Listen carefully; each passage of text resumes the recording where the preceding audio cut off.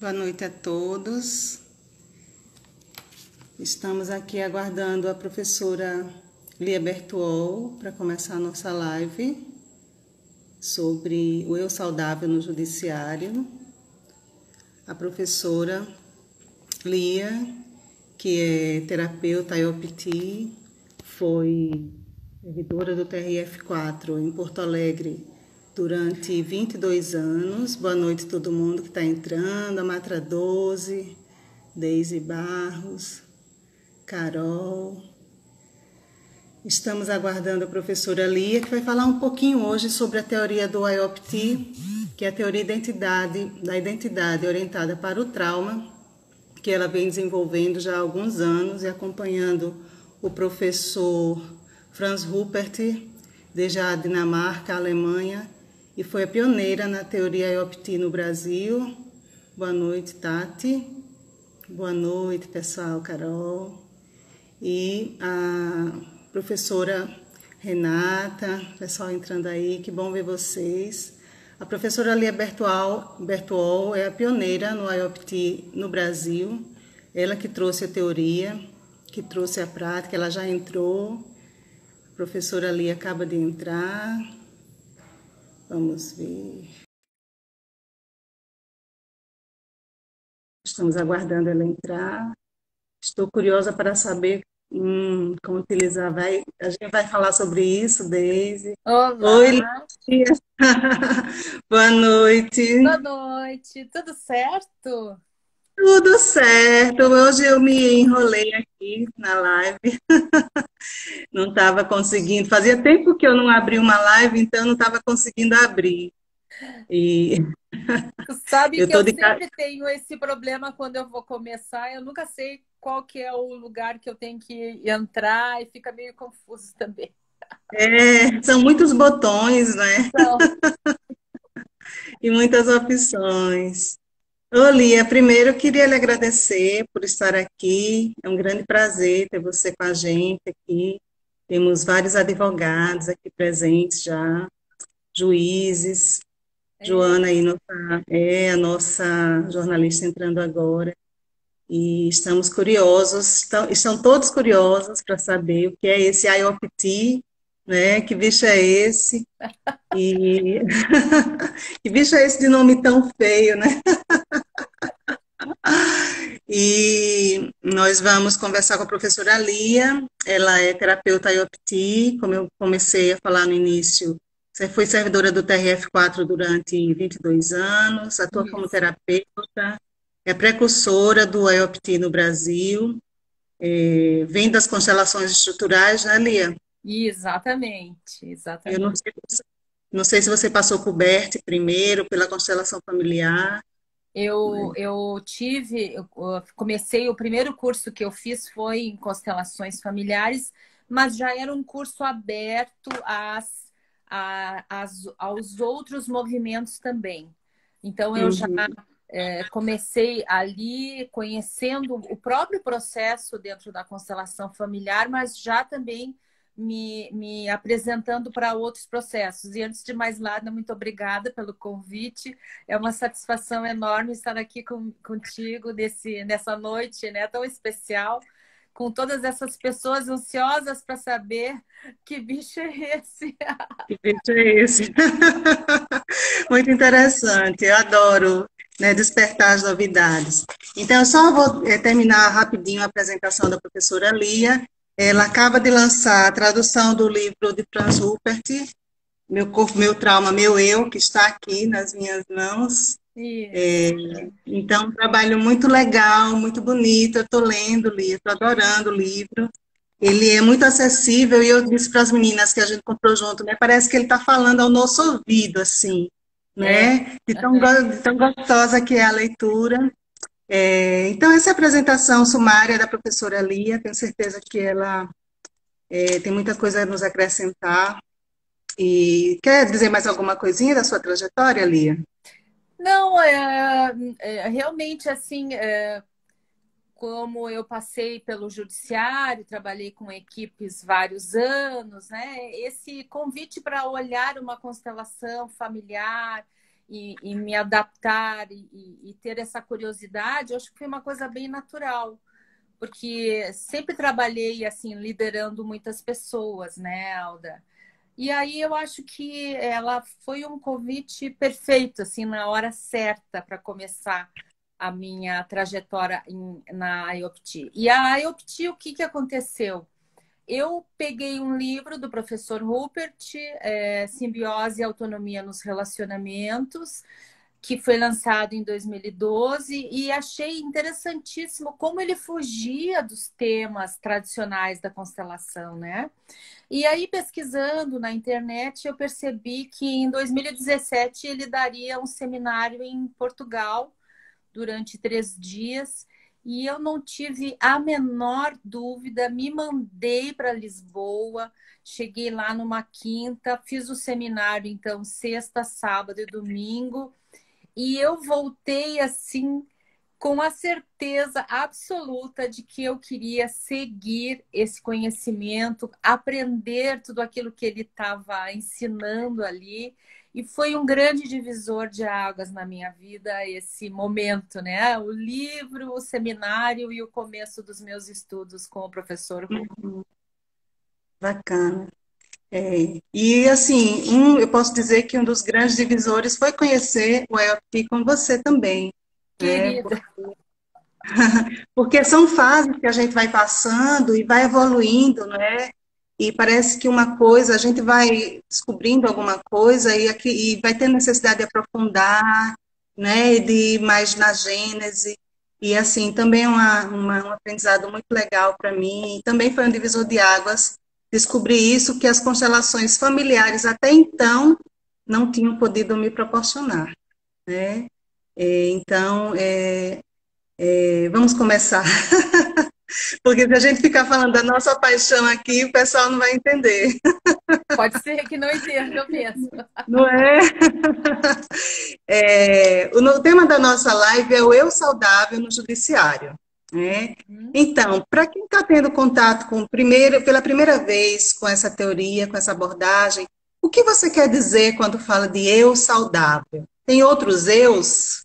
Isso, muito bom. O eu saudável é um conceito especial que o professor Rupert desenvolveu a partir da percepção dele do funcionamento da psique. Nós temos uma psique que ela é multimodal, ela tem várias partes, várias capacidades, né, que fazem essa comunicação para dentro e para fora.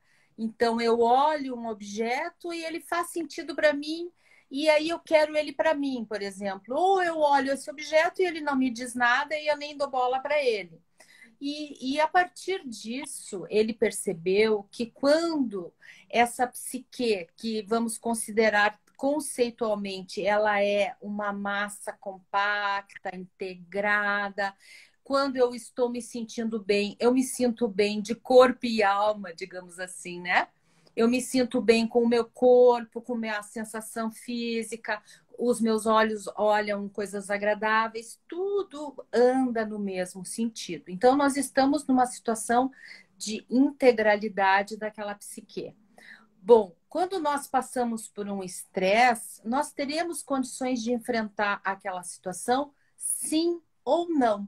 Se nós conseguimos enfrentar, por exemplo, queimamos um arroz ou pega fogo o nosso pano de prato, a gente resolve e aquilo passa a ser um pequeno estresse. Quando nós temos situações mais dramáticas, o estresse vai ficando cada vez num nível mais alto. E quando nós chegamos numa situação em que nós não conseguimos fazer frente àquela adversidade, como, por exemplo, num acidente de automóvel, num acidente da própria natureza, né? Um tsunami, alguma coisa grandiosa, nós então passamos a vivenciar o trauma, porque nós não conseguimos, mesmo com todos os nossos recursos, ultrapassar aquela situação. E nesse momento a psique se rasga. E quando ela se rasga, ela tem esse movimento como uma defesa protetiva para a vida. Então, nós sempre teremos esse eu básico, saudável, mas à medida em que nós vamos enfrentando os nossos traumas, nós iremos ter a nossa psique cindida. E aí ela se cinde em traumatizada e em estratégia de sobrevivência. Como assim? A parte traumatizada é a parte que incorpora todos aqueles sentimentos, aquelas sensações horríveis daquele trauma que a gente vivenciou. Fica tudo ali dentro como se fosse uma cápsula, como se fosse um balão com todos esses ingredientes. E uma outra parte, ela tenta fazer com que a gente siga a nossa vida.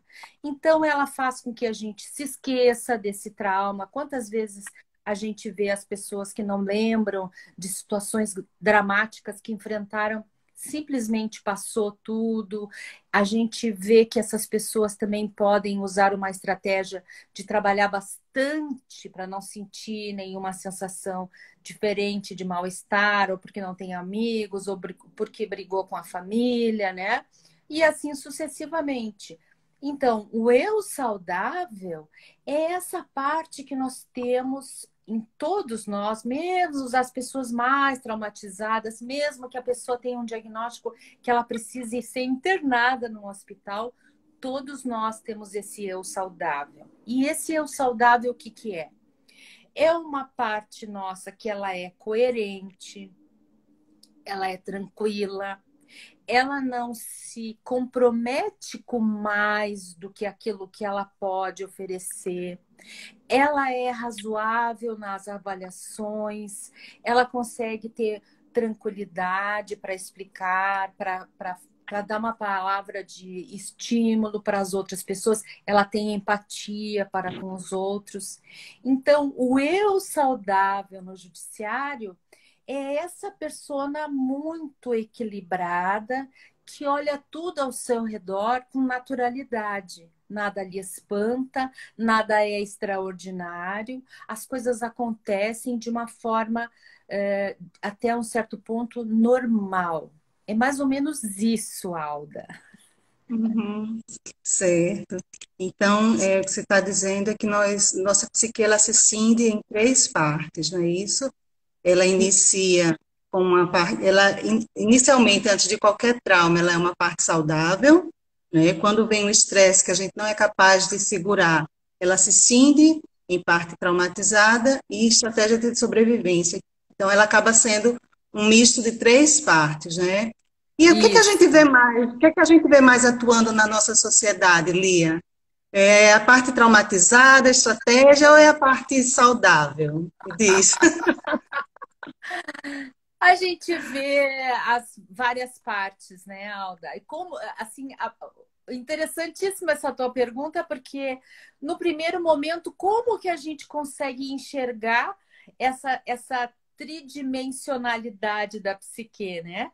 Porque nós temos, eu tenho, tu também tens esses movimentos, e a partir do momento em que nós começamos a nos debruçar sobre esses movimentos, a descobrir qual parte nossa é a nossa parte saudável, quais são os nossos traumas que nos levaram a ter essas estratégias de sobrevivência, nós também podemos começar a identificar nos outros isso.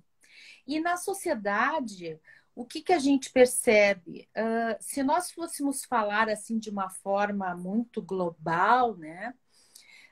As primeiras necessidades de um ser humano são de contato. Contato com a mãe. Contato com a mãe, não apenas a mãe funcional, como a gente diz, né? Mas aquela mãe que nutre emocionalmente a criança através de uma resposta. Que cheiro ruim, tá cocô, olha só, vamos tomar aguinha, hoje tá muito calor. E todas essas comunicações começam a dar um significado para tudo que acontece com essa criança. O que que nós vemos assim muito imediatamente no nosso querido país, não é? A necessidade de trabalhar, a necessidade de ter este bebê, mas imediatamente colocar ele aos cuidados de outra pessoa. E esse aos cuidados de outra pessoa, nem sempre é um movimento ideal, porque a mãe, mesmo que exista a babá, a vovó, a tia da escolinha, a mãe é um vínculo insubstituível. Estávamos mesmo falando sobre isso com o Rupert e ele disse, Bowlby colocou que o próprio cuidador poderia ser uma figura de substituição. Diz ele, não, a mãe é insubstituível. Então, quando nós já percebemos essa necessidade de irmos trabalhar, nós já temos que imaginar um lugar onde deixar aquela criança com todo o cuidado, com toda a proteção possível, mas já ali nós já estamos expondo ela a uma situação traumática, que é Uhum. o afastamento da mãe. E aí nós começamos a imaginar que uma sociedade já faz isso já faz bastante tempo, né? Porque faz tempo que a gente percebe essa organização dessa forma. E muitas coisas ficam normais para nós. Quando nós enxergamos tudo isso como uma coisa normal, é muito perigoso, porque daí Uhum. nós transformamos essa nossa realidade numa normose, como se diz, e essa normose é uma normose provocadora de novos traumas, de novas traumatizações. E isso é Uhum. muito comum a gente ver, né? Só nesse pequeno aspecto a gente identifica assim perfeitamente, né, todo esse desejo de ter um filho ou às vezes um descuido, mas esse bebê precisando ir para algum lugar para que a mãe possa dar conta, né, do seu orçamento familiar, o pai também, complementando um ao outro, enfim, nesse aspecto, né? Uhum. É sim. E assim, essa questão da normose, ela é muito séria, né? Porque o Rupert até coloca, como que a gente acha normal ter uma sociedade tão desigual, né? Essa sociedade que vai gerando mais traumas, como você falou, né? Mas a gente acha natural, né?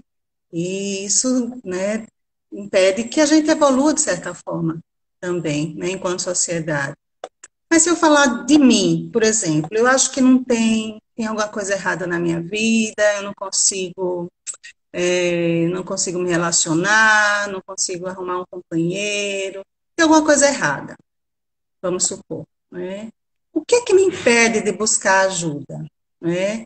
O que é que impede tantas pessoas de buscarem ajuda, mesmo quando elas têm uma desconfiança de que tem algo de errado nelas? O que é que Uhum. você acha? Eu penso que, em primeiro lugar, a gente assumir que tem uma coisa que a gente não gosta é bem complicado, né? Assumir que eu trabalho 22 horas por dia porque eu não gosto de ir para casa, porque me incomoda a presença das pessoas, é complicado. Então, eu acho que começa por aí, por essa autopercepção de que eu estou vivendo numa situação que não é a melhor situação. Muitas pessoas, elas, penso eu também, elas não sabem exatamente o que é se sentir relaxado, se sentir prazerosamente vivendo algum momento porque Uhum, elas precisam de ou adrenalina bem alta para ser uma coisa super emocionante, a vide todos esses brinquedos que a gente tem para se jogar, né, e para ter todas essas emoções, ou elas acham que estão vivendo uma vida que não vale a pena viver. Essa vida de felicidade, com calma, tranquilidade, são conceitos que a gente não vê muito é, é, cultivados na nossa sociedade, né? É tudo muito mega, muito maravilhoso, tudo muito fantástico. E a vida, para ser boa, ela tem que ser uma vida simples, não é? A vida é muito simples. A gente vê assim os alimentos. tem que ter todo aquele ciclo, né, para que eles gerem o alimento para nós no ponto certo, no momento certo. Não existe nada que se faça instantaneamente. E nós temos dedicado muito pouca atenção para a nossa psique.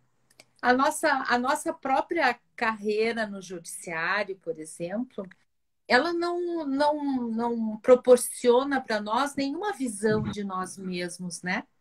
Nós estudamos muito o mundo externo, a sociedade, as leis, o indivíduo, sob aquelas leis que estão regendo aquela situação ou outra, mas quem eu sou realmente nunca é questionado.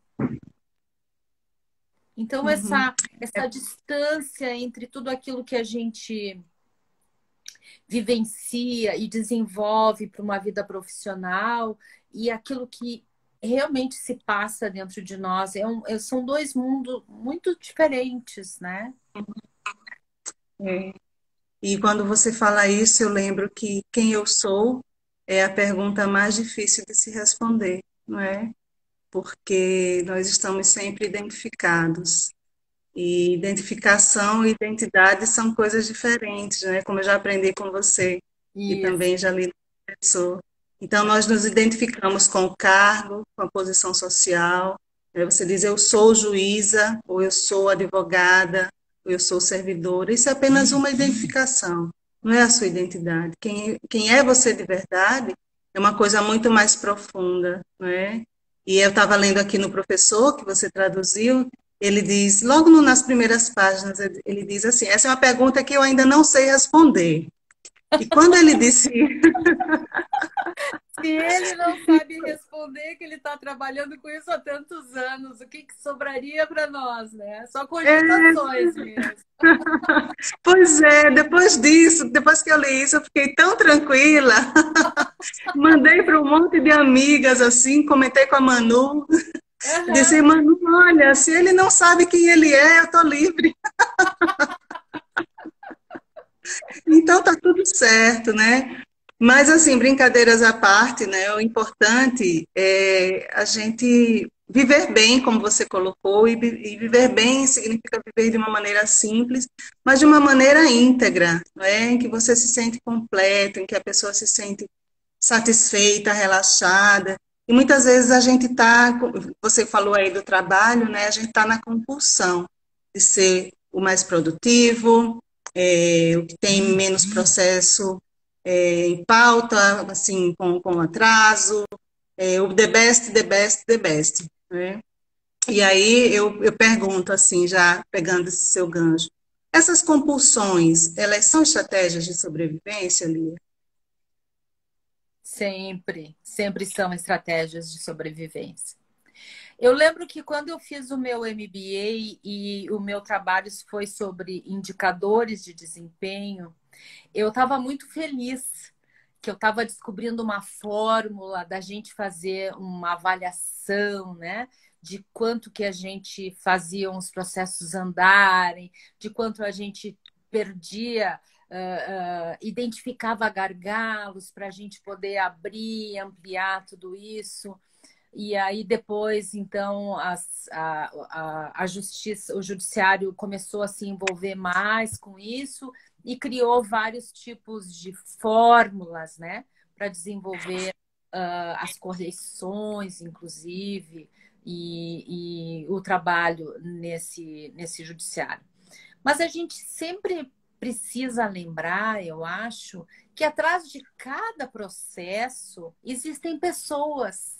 Os processos não são números. Isso é muito interessante da gente se dar conta. Eu despacho 5.460 processos e sentencio 232 processos por mês. Ok, mas é a vida de 236. Se a gente colocasse esse número de pessoas numa sala, talvez ficasse mais clara essa dimensão, né? De quanto que se impacta ali. É muito bom que a gente possa olhar para tudo isso e estimular que as pessoas andem com essas suas atividades de forma a que elas produzam alguma coisa mensurável. Mas, por outro lado, também, a gente não pode fazer com que essa pessoa se torne essa compulsão, né? Porque existem muitas coisas que a gente não vai conseguir levar para esse lado. Porque Uhum. um movimento de uma pessoa no judiciário, ela envolve uma dor, uma demanda, e isso significa que nós não podemos acumular 100 e dar um enter e que tudo aquilo esteja simplesmente resolvido e passar para o próximo passo. Cada um deles tem algum aspecto, então eu acho que existe esse apelo à compulsão, por um lado, um apelo para que possamos ter um desenvolvimento maior e melhor das nossas atividades, mas, por outro lado, também existe essa necessidade dessa pessoa de fugir de si própria. Quando essa pessoa foge de si própria e ela encontra esse lugar, é uma paixão irresistível. Uhum.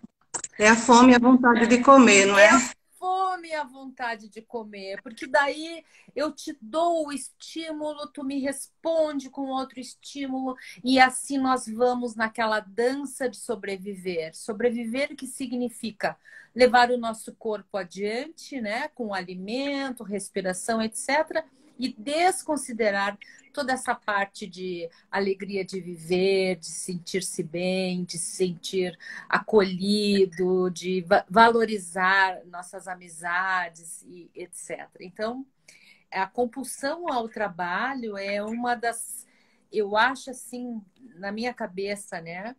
Eu acho que ela vem quase junto com as outras compulsões por situações negativas, né?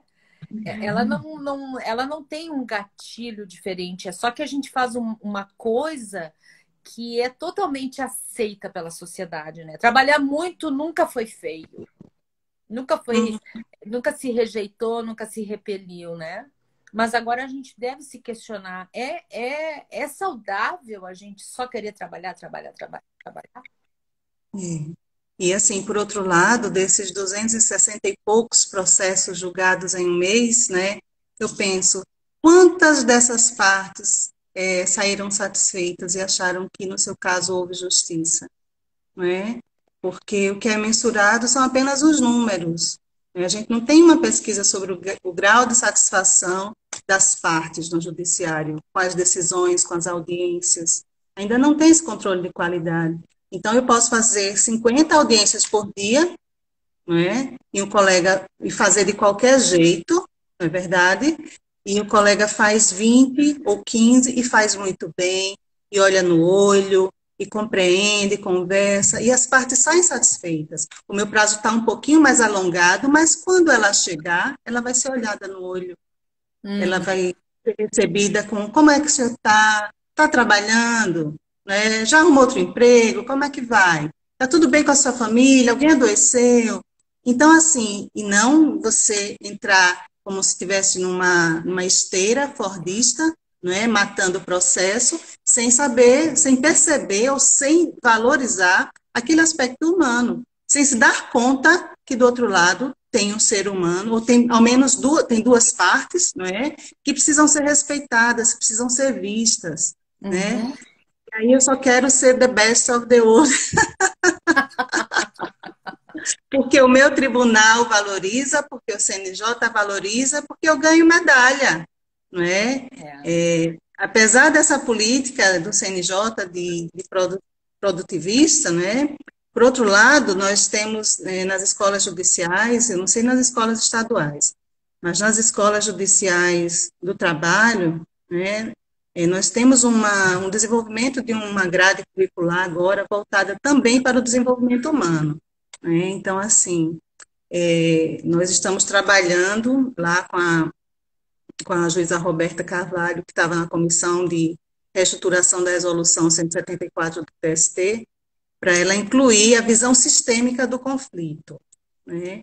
Então, se a gente essa resolução foi aprovada de referendo pela ministra presidente, mas ela ainda precisa ir ao pleno para ser aprovada. Mas se a gente conseguir Mas, assim, as grades das escolas, elas já têm bastante conteúdo humano, de desenvolvimento, de comunicação não violenta, de empatia, de toda essa questão que é base para você dar uma resolução adequada aos conflitos, né? Porque você sabe, né, desde 2010, que o CNJ lançou a resolução 125, o mote é conferir uma resolução adequada aos conflitos. E resolução adequada aos conflitos não é só baixar a caneta, né? Tem resolução para vários, cada conflito, né, pede a sua resolução Com certeza. adequada, né? E aí eu queria te perguntar uma coisa.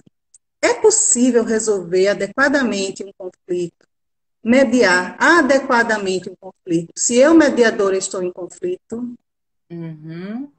se É, eu estou... exatamente. Exatamente. Não só num conflito pessoal comigo mesma, né? Não só num conflito com a minha esposa, ou com meus filhos, ou com a minha vida em si, mas também quando eu estou nesse conflito de obedecer essa exigência de produtividade. Como que eu vou me posicionar, né? Porque a solução é justamente essa, é nós incluirmos dentro das nossas grades de estudos situações que nos levem cada vez mais a olhar para nós mesmos e sabermos quem está na frente daquelas pessoas, né? E quem está na frente das pessoas terá mais e mais consciência e mais facilidade terá também para descobrir se nós estamos diante de partes traumatizadas, que elas devem ser tratadas de uma forma, ou de estratégias de sobrevivência. Se eu estiver num desses planos, eu já estou me enfiando no meio desse conflito, mesmo sem querer. Então, Uhum, se eu estou diante de um conflito e eu não sei quem eu sou, eu começo a me, digamos assim, me tingir com as tintas das pessoas que estão ali. Bem, como tu disse inicialmente, por identificação, né? Por perceber aquele conflito como sendo parecido comigo. Então, eu já vou para aquelas tintas da vítima ou já vou para aquelas tintas do perpetrador. Isso é inevitável. E aonde existe uma balança, existe desequilíbrio, né? Então, eu preciso entrar ali sabendo em qual das três posições desse modelo tridimensional eu estou carregando comigo. Se é esse modelo desarmado, que eu posso chegar lá e perguntar para as pessoas: ah, como você está, como você está, e me sentir completamente à vontade. Bom, eu vou, até por ressonância, vou receber deles um movimento diferente do que aqueles que eles imaginaram sozinhos lá dentro dos seus gabinetes, dos seus advogados, por exemplo. uhum.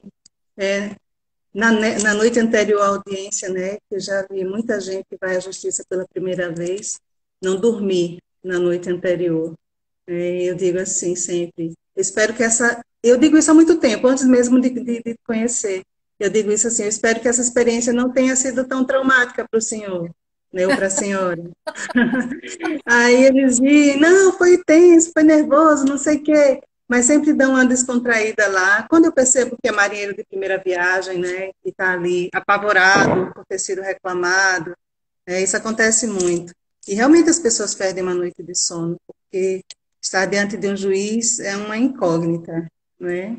Você pode receber um tratamento muito tranquilo, muito equilibrado, ou pode ser varrido, né?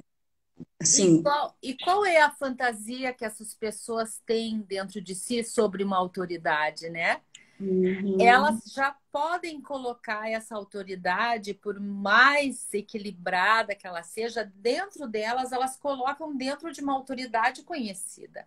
E essa sim, autoridade, podemos imaginar, pode ter sido seu pai ou sua mãe, que não tinha muito critério, que as suas ordens eram apresentadas e a gente tinha que obedecer. Bom, então elas vão vir com aquilo que a gente chama daquele preconceito, né? elas já vão vir armadas para encontrar essa pessoa. Exatamente. Então, é transferência de todo lado, não é verdade? Claro, claro. E aí, quando tu me perguntou sobre o que nós poderíamos imaginar como sendo possível dentro da teoria IOPT para a gente equipar essa pessoa, esse operador do direito, né, na frente dessas pessoas, é o autoconhecimento. Porque com essa psique multimodal, nós temos milhares de experiências que são positivas e negativas dentro de nós. Coisas que nós tivemos que superar desde muito pequenos, ou coisas que a gente às vezes ainda não se deu conta. E quanto mais esse dicionário ficar esclarecido dentro de nós, é muito mais simples da gente chegar na frente dessas pessoas, seja qual o cargo que a gente esteja, ou qual a função que a gente esteja atuando, para fazer esse vislumbrar qual desses papéis nesse modelo tridimensional essa pessoa está. E aí será possível, através dessa tranquilidade, desse equilíbrio, nós conversarmos com essa pessoa para que ela perceba onde ela se encontra. Por exemplo, eu tive muito medo de me encontrar com a senhora porque fiquei imaginando, né? Mas quem o senhor lembrava quando o senhor tinha esse modelo? Me lembrava da minha avó, que me batia de cinta. Pois é, então o senhor estava lembrando da sua avó, mas o senhor não podia lembrar de uma pessoa que o senhor não conhecia, que era eu, que seria, no caso, a juíza, né? Então, numa conversa, a gente pode desmistificar muitas coisas. Desde que a gente tenha esse conhecimento, como a gente dizia muito nas nossas aulas de direito civil, na veia, né? O conhecimento tem que estar muito articulado dentro de nós, essa nossa percepção, e aí a gente consegue, não precisa artifícios externos, eu penso, não precisa de muito, não necessita muita coisa. Apenas uma pergunta certa, na hora certa, eu acho que faz cair por terra muitas armaduras, digamos assim, muitas espadas, né? Muitos punhais nessas É horas. verdade. É. E para ter esse conhecimento na veia, Lia, o que é que a gente faz? Pois é. Bom, a gente tem. Agora as opções estão se ampliando, né, Alda? A gente, por exemplo, quando eu comecei tudo isso, eu comecei pensando como seria eu responder as minhas perguntas internas, né? Por que a minha mana era excepcional? Por que eu não era? Por que ela ia para uma escola tão legal, que ela fazia coisas tão bacanas e eu não podia ir e as pessoas me elogiavam porque eu ia para aquela escola maravilhosa? E isso nunca ficou muito claro na minha cabeça, né? E depois, com esse conhecimento, eu comecei a compreender muitas outras coisas muito mais profundas. Então, a gente pode iniciar fazendo uma formação ou, digamos assim, buscando elementos para a gente se formar, porque, na verdade, quem se forma é o próprio estudante, né? Então, buscando essas informações através de cursos e também fazendo o trabalho dos encontros consigo mesmo. O professor Rupert, ele faz encontro consigo mesmo, que seria a metodologia, né? A ferramenta que usa a IOPT para desenvolver todo esse raciocínio, uma vez por mês. Ele tem um grupo só de homens e ele faz. E nessa semana que passou, eu vi uma coisa muito linda, sabe? Eu vi uma colega que fez um encontro consigo mesma e ela fez praticamente todo o encontro sem a intervenção dele. E no final ele deu aquela risadinha dele. Olha só, diz ele, ela já está conseguindo desenvolver as suas próprias soluções. Ou seja, é uma metodologia que tem como objetivo tanta autonomia que eu possa realmente pensar, né? Por que eu estou me sentindo assim? Eu estou no meu estado mais equilibrado? Será que eu não posso estar me equivocando e me colocando numa posição de vítima? Porque na hora que eu me coloco numa posição na gangorra, a outra parte se coloca na outra. Isso é uma coisa automática. Então, respondendo à tua pergunta, estudando,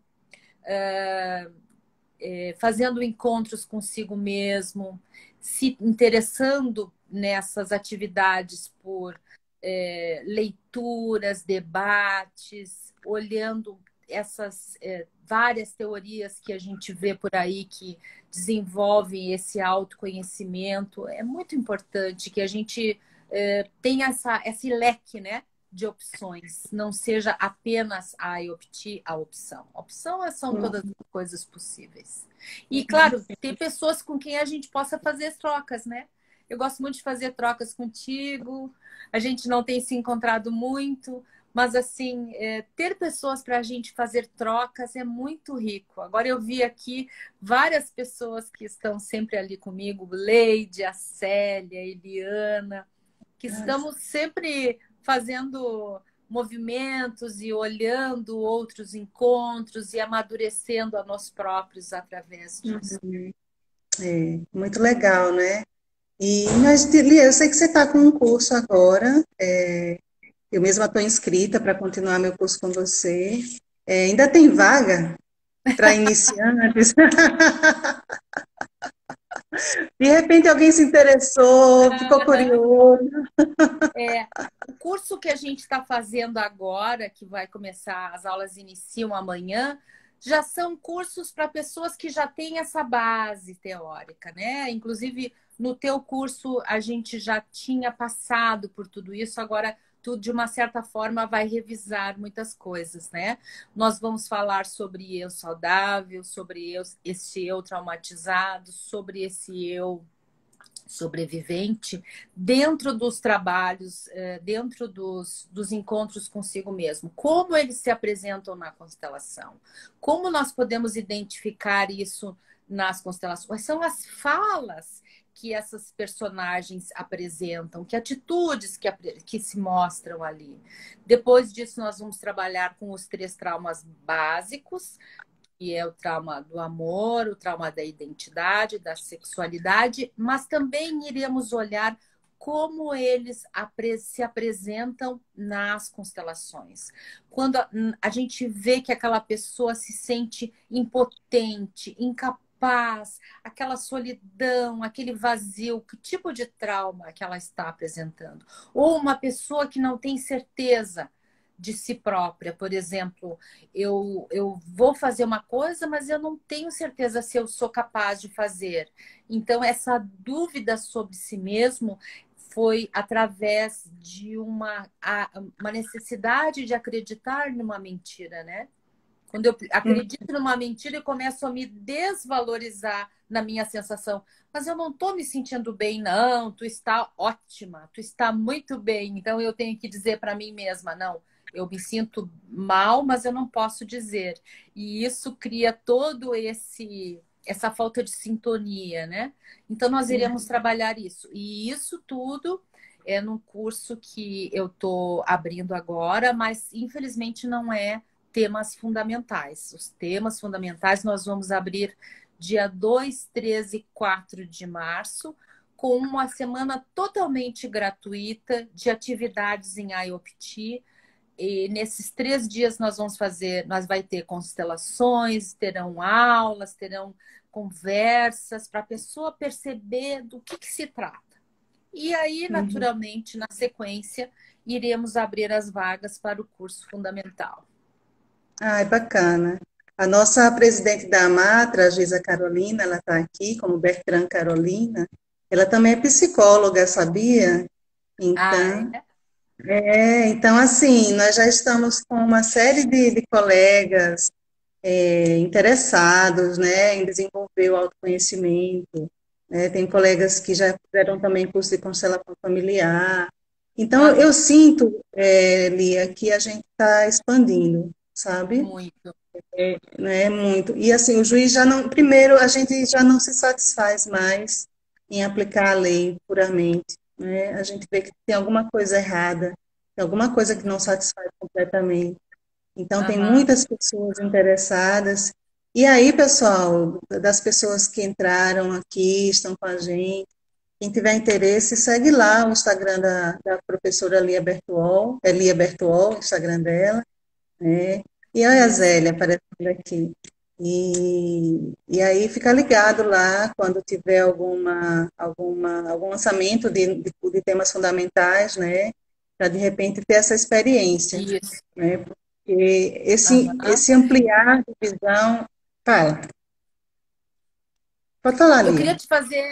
Eu tenho duas coisas para te perguntar. Primeiro, aqui, vai ficar gravada a live que canal Vai, Sistêmico já está perguntando para nós. Tá, vai sim, Nara, vai. vai, Vai ficar vai ficar gravado. E gravada. a segunda, E a tá. segunda, minha dúvida é a seguinte: agora que tu é uma graduanda em psicologia, como tu enxerga agora deste novo lugar a IOPT? Ah, eu enxergo de maneira complementar, sabe? Uhum, Eu sempre costumo dizer, assim, mesmo antes de começar a psicologia, que não existe solução mágica, né? uhum, Algumas pessoas vendem constelação familiar, por exemplo, como uma solução mágica. Eu tenho, assim, um percurso de mais de 20 anos de terapia e de grupos de estudo, e, enfim. E eu nunca percebi, nunca coloquei toda a minha ansiedade para uma única solução, né? Eu sei que a gente vai gradativamente caminhando. Então, eu vejo que hoje eu faço psicanálise, né? Eu já fiz terapias, assim, de várias abordagens. Enfim, cheguei na psicanálise. E hoje eu sei que tem coisas que a gente resolve com uma sessão de psicanálise. Cai uma super ficha e você, pá, né? E tem coisas que estão muito no corpo, muito entranhadas, e a gente só resolve com um encontro consigo mesmo, né? Como você fala hoje. Essa terminologia já é mais nova para mim, a gente chamava de constelação da identidade, né? isso. Antes era constelação do trauma. Talvez tenha ficado muito pesado falar em constelação do trauma. Mas o que a gente vai buscar nesse encontro consigo mesmo, né? Aproveitando aqui, já tomando a tua palavra para esclarecer, é buscar onde estão escondidos esses nossos traumas, essas nossas dores, fazer esse encontro com elas e fazer vamos dizer, curá-la, né? Curar é uma palavra forte, mas assim, fazer esse acerto de contas com o nosso Uhum, corpo, com o nosso eu, né? uhum. Com isso a gente consegue seguir adiante. Olha, quem eu escolhi, vou te dizer, escolhi essa canequinha aqui, olha só. Quem, Adorei. não é? Quem estuda o IOPT e olha os livros do professor Franz Rupert, vê que ele faz uns bonequinhos para dividir a psique, né? E a parte Isso, saudável é um bonequinho desse sorrindo, né? Então eu isso. olho para. Pois é, isso daí. Então, o meu canequinho estaria aqui na parte saudável. Tem outro até que está se divertindo na praia, ó. Ó, E aí, Lia, assim, eu tenho muita vontade, né? Desde que a gente se falou ano passado não, já tem mais de um ano, que eu estava na praia, que eu gravei um vídeo para você, como é que eu estava me sentindo. Eu fiquei com muita vontade da gente fazer um grupo e fazer um encontro desse lá em Japaratinga, né? Tipo nossa, assim, eu tô fecha um, pé que é o leque para fazer isso. fecha um hotel, leva o povo para lá e assim, a gente, né? A Carol vai também, né, Carol? A gente constela um tempo, fica na praia outro tempo, cultivando a nossa parte saudável. E, e é isso, porque assim, nós precisamos de gente mais saudável para transformar a sociedade, que está precisando, né? O judiciário também ainda está muito adoecido. Nós que estamos atuando ainda estamos muito adoecidos. Então, quanto mais gente se curar, mais a gente vai ter uma sociedade melhor daqui para frente, mais vai poder criar os filhos de uma maneira mais saudável. Inclusive, essa a receita que o professor Rupert dá, né? Ele diz, nós temos que investir nas crianças, né? Quanto mais a gente conseguir liberar essas crianças, a gente vai melhorar a sociedade. E a gente não consegue investir nas crianças se os pais não estiverem minimamente saudáveis, né? A gente não vai conseguir prestar uma assistência no judiciário dessa maneira leve, saudável, centrada, se a gente não tiver saudável. Então, construir isso, eu acho que é uma função nossa, é uma função para quem já olhou, né? E, assim, eu gosto muito desse meu aspecto aquariano, né? De olhar para o futuro, de vislumbrar, assim. Confio muito nisso e de Aham. todos nós que estamos nesse caminho. Porque é um ideal, né? Assim, eu dizia, quando eu estava para fazer o vestibular para direito, o meu ideal era aprender a fazer justiça, né? Complexo, muito complexo. Hoje, depois eu diminuí a minha pretensão e resolvi me melhorar, né?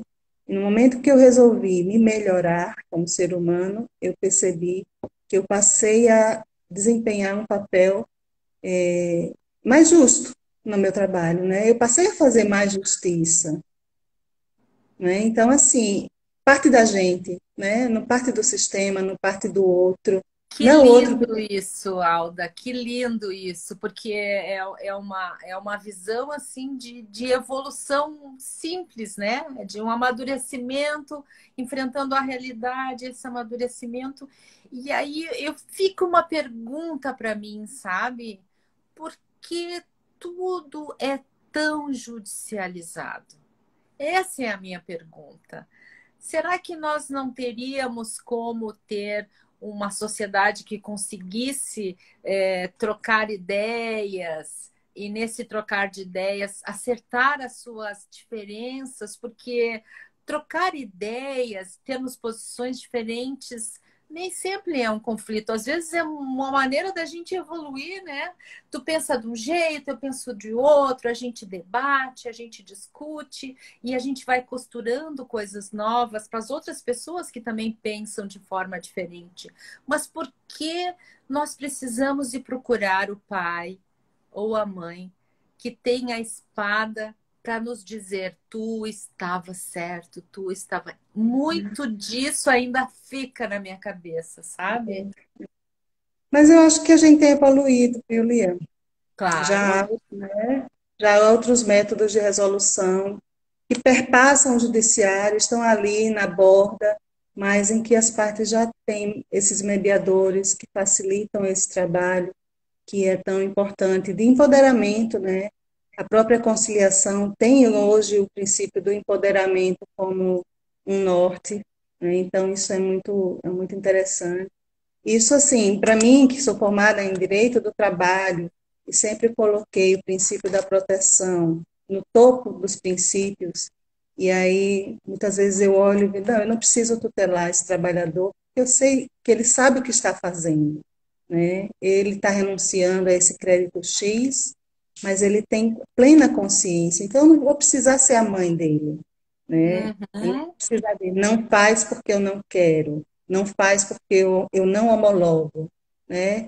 Mas é meu dever deixá-lo completamente ciente do que ele está fazendo, caso ele não esteja, né? Uhum. Esclarecer, mostrar todas as possibilidades e ele, dentro da autonomia dele, dizer quero ou não quero, né? Obviamente, Mas a resguardados minha, os exageros.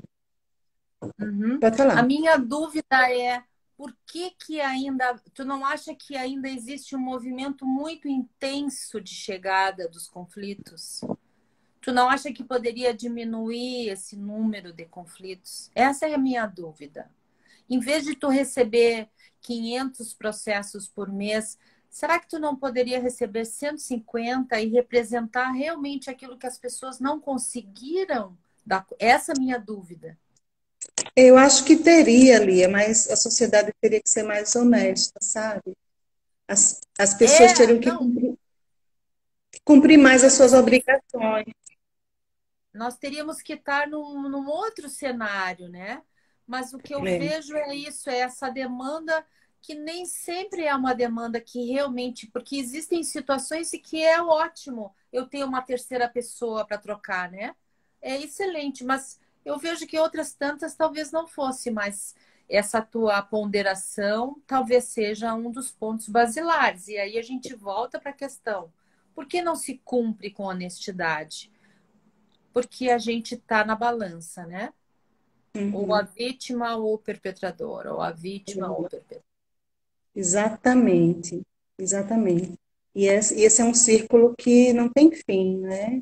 Você sabe que a vítima torna perpetrador, né? E vai se auto-vitimando e aquilo não tem fim. Então, sair desse ciclo é fundamental e com isso e a gente só consegue se a gente estiver mais saudável, né? Então, é um trabalho de uma vida toda, é um trabalho de quem se olha, é um trabalho de quem está interessado, né, em se melhorar por algum motivo.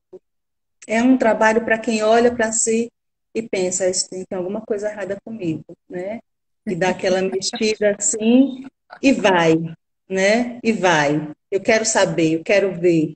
Porque é fácil ficar nas estratégias de sobrevivência, né? Elas satisfazem muito.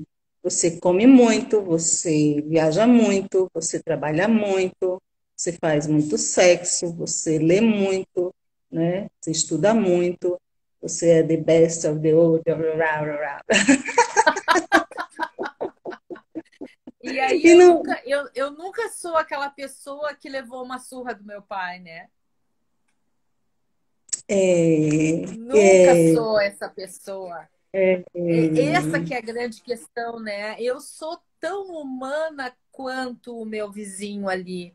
E a minha mãe não me dava bola. Ela reclamava que eu usava batom vermelho. Então, eu vivi isso, né? Então, se eu vivi isso, eu posso identificar. Ah, ele está numa posição que talvez ele precise sair dessa posição, né? E para a gente sair dessa posição, a gente precisa se reconhecer como vítima, né? Como não sendo over, super, mega, hiper, né? isso me lembra aquele poema do Fernando Pessoa, eu acho que é o poema em linha reta.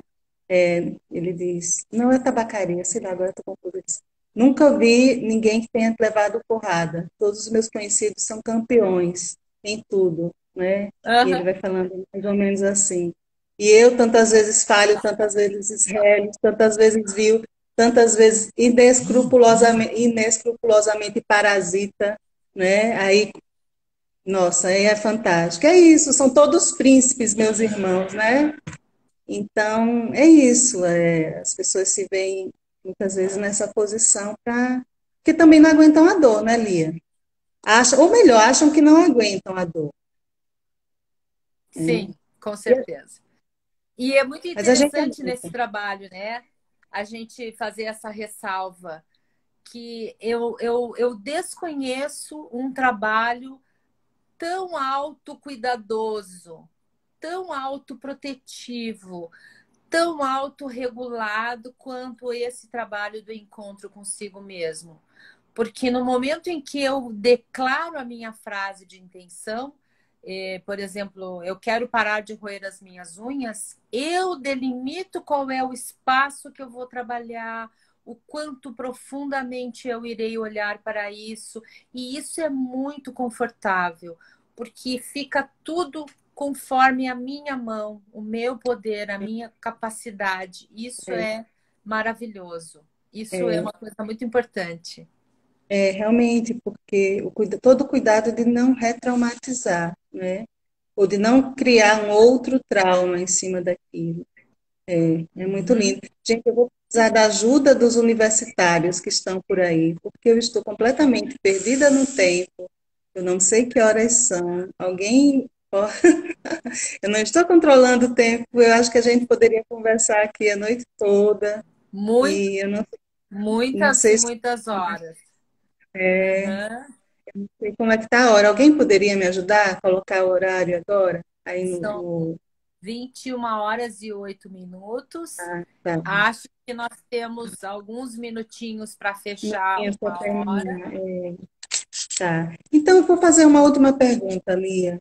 Você Uhum. acha que é possível utilizar o IOPT diretamente no judiciário, como já acontece com as constelações familiares?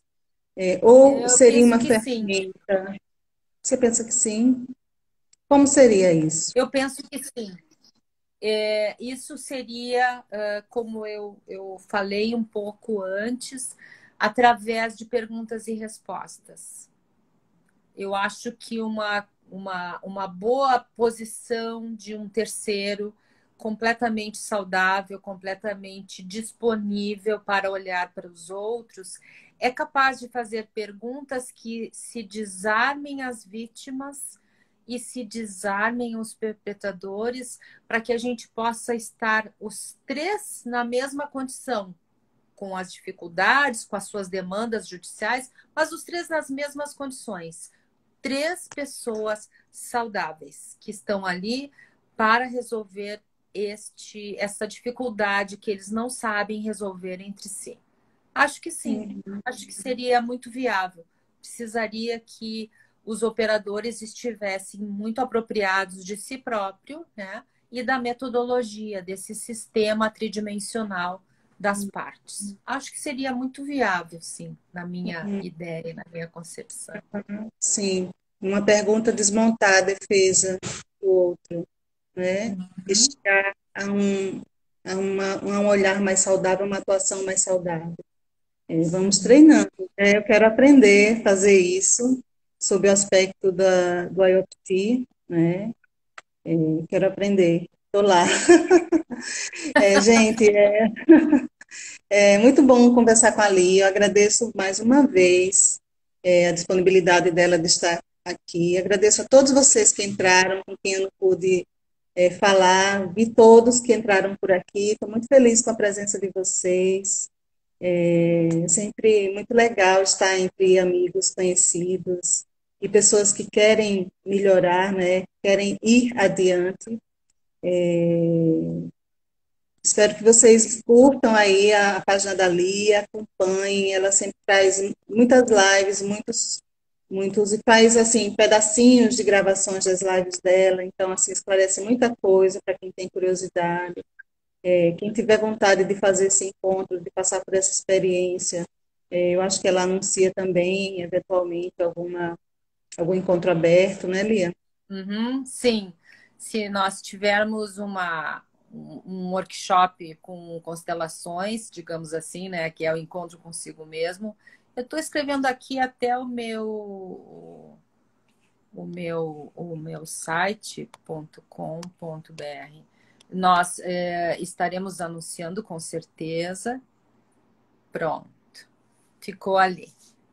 Ah, tá joia. E fico muito satisfeita, Alda, de estar aqui contigo, de te ouvir. Gosto muito das relações que tu faz com a tua experiência. Acho tudo muito maravilhoso. Quero te agradecer demais esse momento aqui contigo, conversando. Me senti muito à vontade. Só faltou, hoje Uhum. não trouxe nem meu copo d'água, não deu tempo. Só Pois faltou meu é. copo d'água. Se eu achar, no dia que eu comprei essa canequinha, só tinha uma. Eu disse, gente, eu preciso comprar duas, uma para mim e uma para a Lia, porque ela é fantástica. Tá bem ilustrada essa canequinha, excelente. Pois é isso. Tem uma perguntinha aqui que eu estou vendo, estou rolando aqui, doutor Luciano Almeida, foi presidente da faculdade, da Associação de Advogados Trabalhistas. Ele pergunta: vocês entendem que a faculdade nos prepara para litigar? Sim. Na nossa época, doutor Luciano, sim, a faculdade nos preparava apenas para litigar. Hoje já tem uma abordagem mais conciliadora, né? Hoje nós já temos várias disciplinas que prezam pela conciliação. Ah, são 21 e 8, você sabe. Eu não estava vendo, pedi tanto, pessoal, desculpa, não rolou aqui para mim. Nós vamos gravar sim. Então, Lia, vou me despedir mais uma vez. Muito obrigada. Queria que você desse suas palavrinhas finais, se já não fez. Aham. Eu quero agradecer a Alda o convite tão carinhoso. Quero agradecer a todos os presentes e quero dizer que esse caminho do autoconhecimento é um caminho para toda a vida, é uma forma de viver, mas é uma forma da gente viver buscando a felicidade, para a gente ser feliz todos os dias. Não existe um dia bom, um dia ruim. Todos os dias são dias em que eu tenho potência para enfrentar as minhas dificuldades e eu tenho alegria o suficiente no fim do dia para tomar um drink com meu marido ou conversar com uma amiga e me sentir completamente feliz. Então, esse fica o convite para quem quiser participar do nosso próximo curso ou assistir às lives. E mais uma vez, querida Alda, um beijão, muito obrigada. Obrigada a você. Obrigada, pessoal. Estamos aí atrás do nosso eu saudável, para Isso, melhor, né, para melhor servir a sociedade. Valeu, Lia. Obrigada. exatamente. Beijão, Beijão, pessoal. querida. Obrigada.